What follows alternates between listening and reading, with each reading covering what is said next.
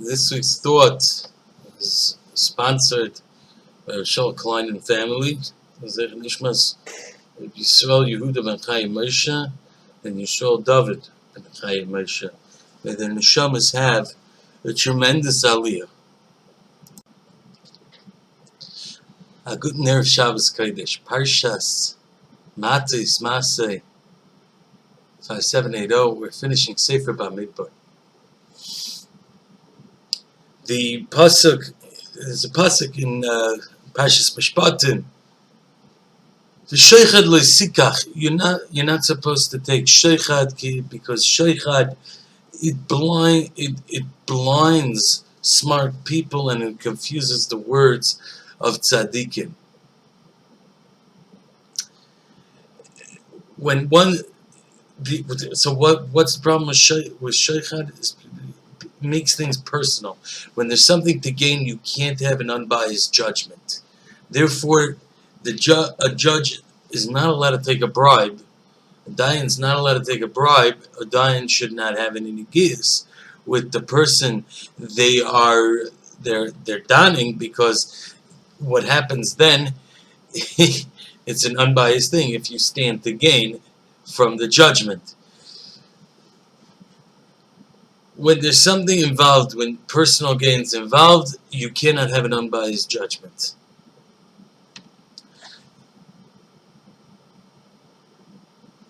You see, in the world we live in, people get lost. People sometimes, all of a sudden, a person finds themselves and they're slipping. They find themselves in a situation so far from anything they ever imagined they'd ever be. They're so far gone. And the question, and they ask themselves, how do we get there? They don't even realize, how did we get to this situation? How did I allow it? In this week's Parsha, we learn about the Shvatim of Gad and Reuvein that came to Moshe Rabbeinu. They were very wealthy people. They had a miknei rav, many animals, and they had estates. And they told Moshe Rabbeinu, we want to stay here in Yarden. This is the land we want. They hadn't even made it into Eretz Yisroel. This is the land we want. Moshe Rabbeinu said, obviously, they said, no, don't worry. It's nothing to do with the battle. We're ready to go fight. As a matter of fact, Bnei Gad, Bnei Reuvein were they were the first ones into Eretz Yisroel, and they didn't leave till 7 years after the capturing and the dividing up amongst the other Shvatim.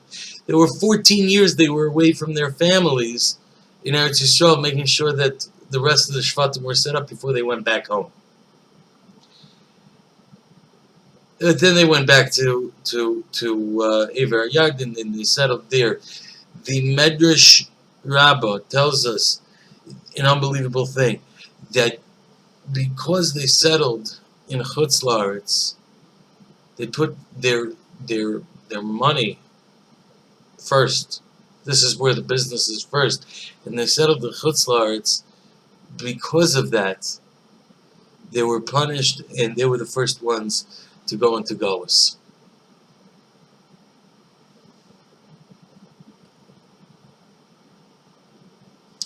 And Medrash, and who gave them this money?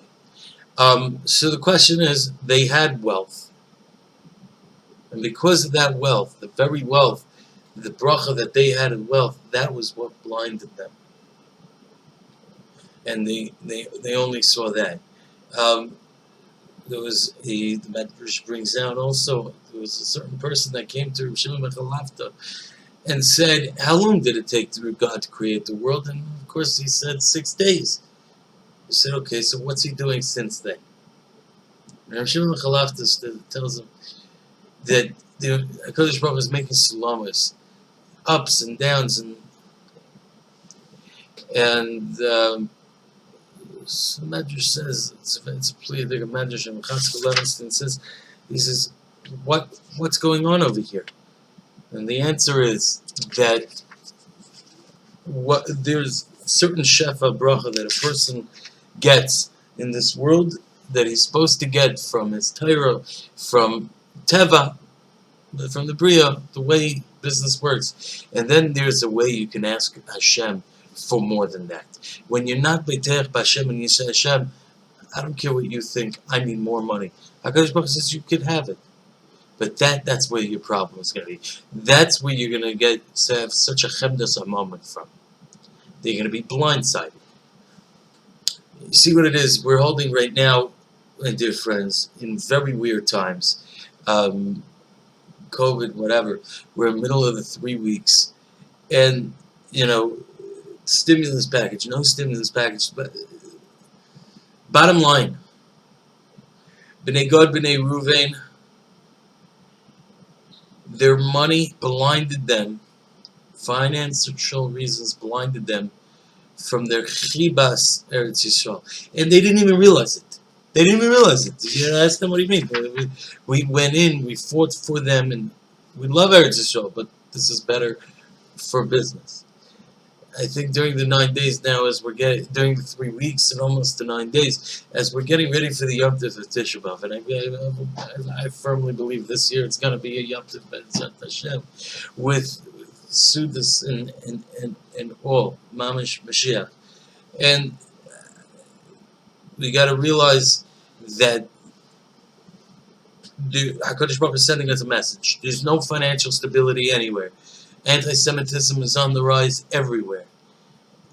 There's no menucha, there's no nachala anywhere. The shuls are temporary. Schools, no one knows what's going to be. HaKadosh Baruch Hu is taking away, making it very easy for us.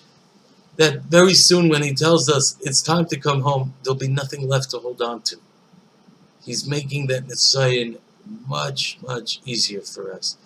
And of course, we have to be nice about Chavir for everyone who lost so much over the last few months in business and whatever. But I think it's all part of a greater plan of HaKadosh Baruch Hu getting us ready to be able to, when a person Lachar from Shana goes to Shemayim, HaKadosh Baruch Hu is going to say, Tzipisuli Yeshua, did you wait for the Yeshua? If a person can't say that he's ready to drop what's going on and just go to Eretz Yisroel when the time comes, so how can you say you were Mitzapili Yeshua? That you were really waiting? You weren't waiting. If it comes now, you'll figure it out. Tzipisuli Yeshua means that I know that when Mashiach comes, I'm on the plane. I'm there. I'm there. We should all be zeicha very soon to not get blindsided by smaller house, bigger house. I'm going to live in Eretz Yisroel. The same HaKadosh Baruch Hu zazonas olam kula v'tuva v'chem v'chesed and v'rachamim will take care of us, and He wants us home. He's begging that He wants to take off His mask. He's wearing it for a lot longer than we are. So let's just storm the gates of heaven in these last few days of Gullus here. Because it's happening. It's happening. It could happen today. And if not, we're still waiting. We should be second to see Mashiach Tzidkenu. Here via Meinu. Have a Heilig Aziz Shabbos as always. Any questions, comments, or feedback, you can leave in the comment section below.